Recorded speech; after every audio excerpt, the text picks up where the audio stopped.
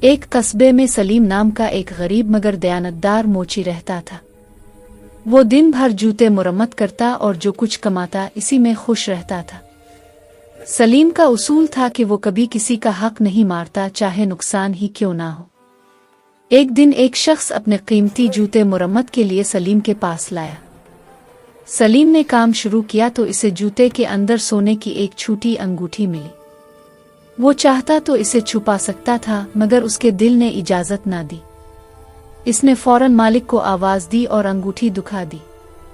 وہ شخص حیران رہ گیا اور بولا، یہ تو میں بھول ہی گیا تھا، اگر تم نہ بتاتے تو مجھے کبھی معلوم نہ ہوتا۔ اس نے سلیم کو انعام دینا چاہا مگر سلیم نے مسکرا کر کہا، صاحب جو چیز میری نہیں وہ میرے لیے بوجھ ہے۔ کچھ دن بعد اسی شخص نے قصبے میں ایک نئی دکان کھولی اور سلیم کو وہاں مستقل کام کی پیشکش کی۔ سلیم کی محنت اور ایمانداری نے اسے عزت بھی دی اور بہتر روزگار بھی۔ سلیم نے شکر ادا کیا اور کہا، ایمانداری ایک چراغ ہے جو اندھیروں میں بھی راستہ دکھاتا ہے۔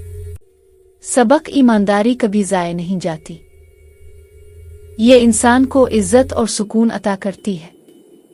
ایسی مزید سبق آموز کہانیاں سننے کے لیے میرے چینل کو سبسکرائب کریں اور میری ویڈیو کو شیئر کریں۔ شکریہ۔